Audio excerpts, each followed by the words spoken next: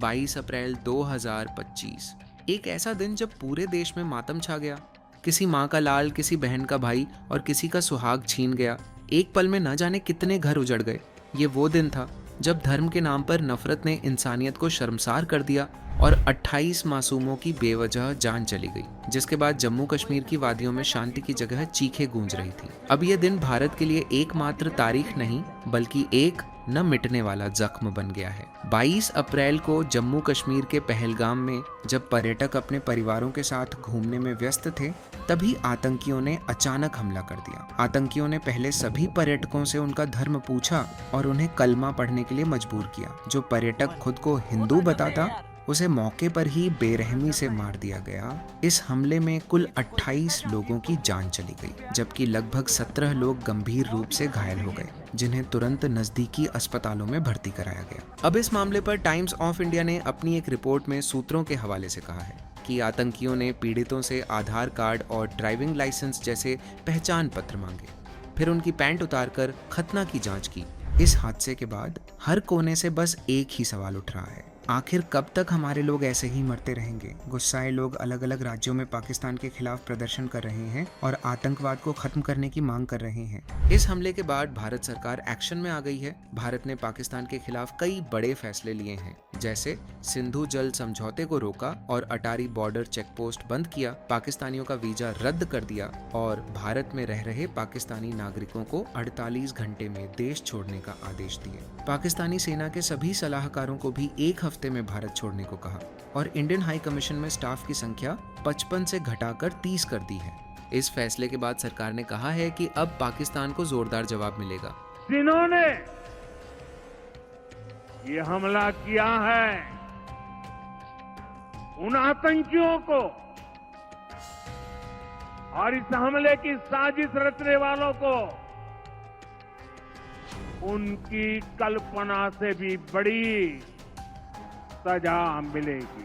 अब विपक्ष भी सरकार के साथ नजर आ रही है। वहीं दूसरी तरफ दुनिया के कई देशों ने भारत का समर्थन किया है। भारत के सिंधु समझौता रोकने के फैसले से पाकिस्तान घबरा गया है। पाकिस्तान ने कहा कि भारत अकेले ये समझौता नहीं तोड़ सकता और अगर भारत ने पानी रोका तो इसे जंग मानेंगे। पाकिस्तानी नेता बिलावल भुट्टो ने भी कहा कि सिंधु नदी पर हमारा हक है और अगर कोई छीनेगा तो पानी नहीं, खून बहेगा।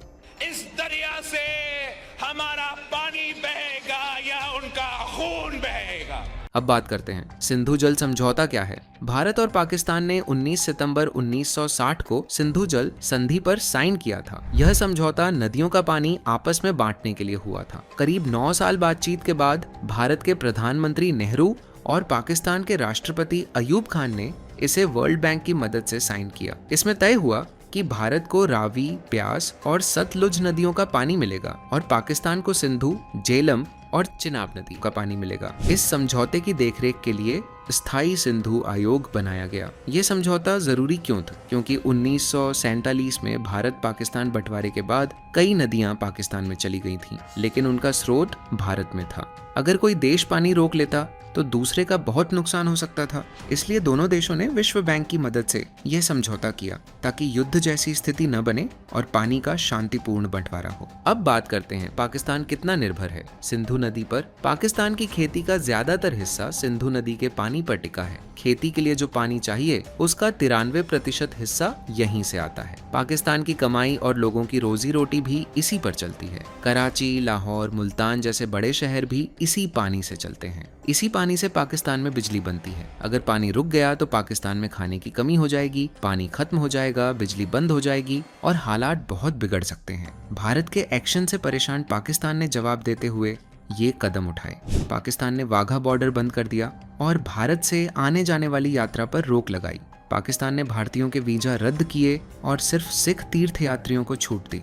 पाकिस्तान ने भारतीय सेना और अन्य अधिकारियों को 30 अप्रैल तक पाकिस्तान छोड़ने को कहा। पाकिस्तान ने भारतीय एयरलाइनों के लिए अपना एयर स्पेस बंद किया और भारत से व्यापार भी रोक दिया है। पाकिस्तान के प्रधानमंत्री ने भारत को धमकी देते हुए कहा, शिमला समझौता खत्म हो सकता है। अब क्या है ये शिमला समझौता? 2 जुलाई 1972 को शिमला में भारत की प्रधानमंत्री इंदिरा गांधी और पाकिस्तान के राष्ट्रपति जुल्फिकार अली भुट्टो के बीच एक समझौता हुआ। यह समझौता 1971 के युद्ध के बाद हुआ, जब पाकिस्तान हार गया और बांग्लादेश बना। इस समझौते के मेन पॉइंट्स कुछ इस तरह के थे।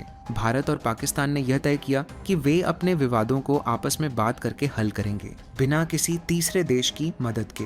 1971 के युद्ध के बाद कश्मीर में बनी सीज फायर लाइन को अब LOC यानी लाइन ऑफ कंट्रोल माना जाएगा और दोनों देश इसमें कोई बदलाव नहीं करेंगे। भारत ने 90,000 पाकिस्तानी सैनिकों को बिना शर्त के रिहा किया और पाकिस्तान ने बांग्लादेश की स्वतंत्रता को स्वीकार किया और भारत के साथ अच्छे रिश्ते बनाने का वादा किया। इस आतंकी हमले के बाद भारतीय सेना पूरी तरह से हाई अलर्ट पर है। आतंकवादियों को निशाना बनाकर खत्म करने के लिए जम्मू और कश्मीर के हर इलाके में सख्त निगरानी रखी जा रही है। अब तक कई आतंकवादियों के ठिकानों को घेर लिया गया है और सर्च ऑपरेशन जारी है। अब यह देखना होगा कि सरकार पाकिस्तान के खिलाफ अगला कदम क्या उठाती है।